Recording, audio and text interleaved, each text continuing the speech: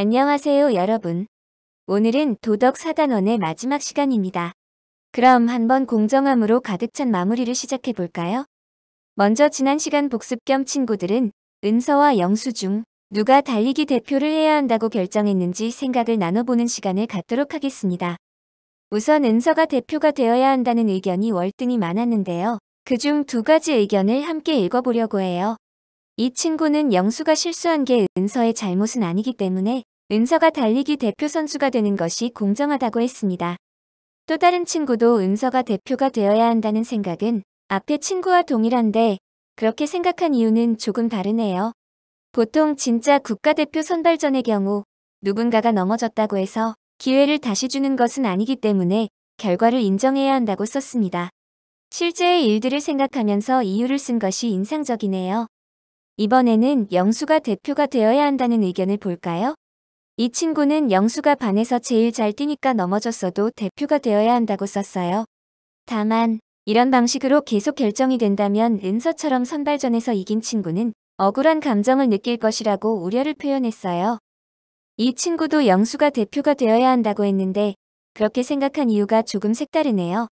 진짜 경기에서는 은서랑 같이 달리는 아이들이 넘어진다는 보장이 없으므로 원래 잘 달리는 영수가 나가야 한다고 생각했대요.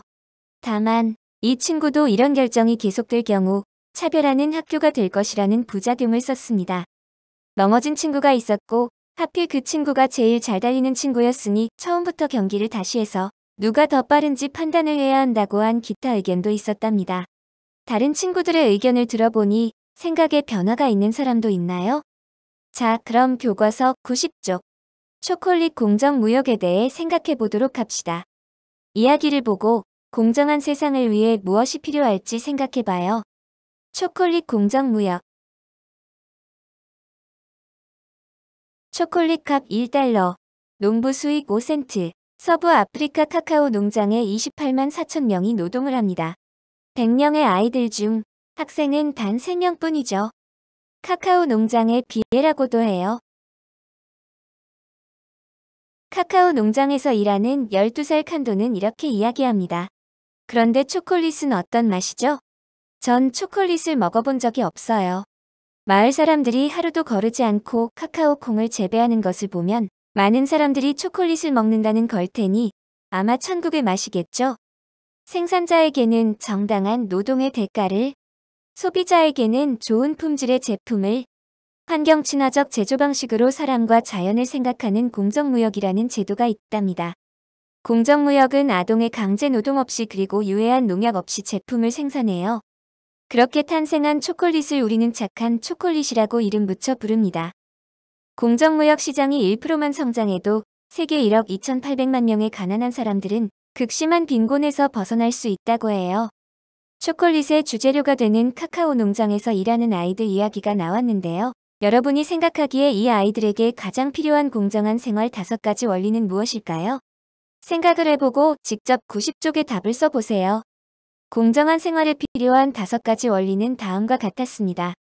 지금 화면에 보이는 원리 중 여러분은 어떤 원리가 카카오 농장에서 일하는 아이들에게 필요하다고 했나요?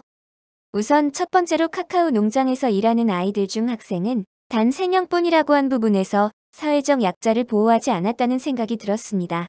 그래서 사회적 약자를 보호하기 원리가 꼭 필요하겠어요. 그리고 초콜릿 값이 1달러인데 농부의 수익은 5센트라는 대목에서 모든 사람이 자신이 일한 만큼 대가를 받아야 하는데 그 몫을 정당하게 받지 못할 것임을 추측할 수가 있었죠. 그래서 이 원리 또한 카카오 농장 아이들에게 꼭 필요하다고 보여집니다. 그럼 이어서 두 번째 활동을 해봅시다.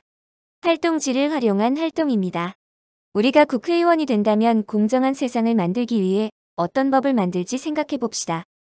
이미 대한민국 헌법에는 공정과 관련된 법안이 있기는 합니다. 예전 도덕 시간에 함께 봤었죠? 그런데 우린 여기서 더 나아가 공정하지 못한 상황을 생각해보고 그것을 방지하고자 어떤 법을 제정할 수 있을지 생각해보는 거예요. 예를 들면 선생님은 방금 봤던 이야기에서 카카오 농장에서 일하는 아이들이 보다 공정한 생활을 할 수 있으려면 어떤 법이 생겨야 될까? 하고 생각해봤어요. 그래서 학교를 다녀야 하는 나이의 어린이는 학교를 가지 않고 일만 할 수는 없다. 만약 이를 어겼을 경우에는 일을 시킨 자가 벌을 받아야 한다. 라는 법을 만들었습니다.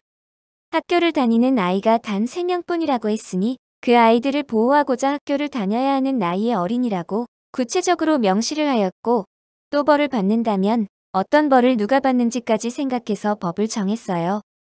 그럼 이제 여러분도 영상을 멈추고 활동지에 자신의 생각을 정리하여 법을 만들어 보도록 하세요.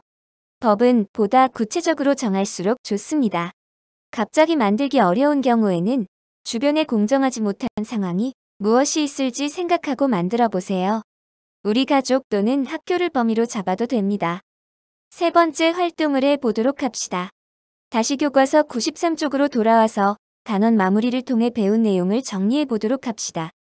교과서에 나와 있는 문제를 풀고 아래에는 나 스스로를 되돌아보며 솔직하게 별을 색칠해 보세요. 그리고 마지막 가장 중요한 다짐. 앞으로 더 공정한 생활을 잘하기 위한 나의 다짐도 써보세요. 이렇게 도덕 4단원을 마무리했습니다.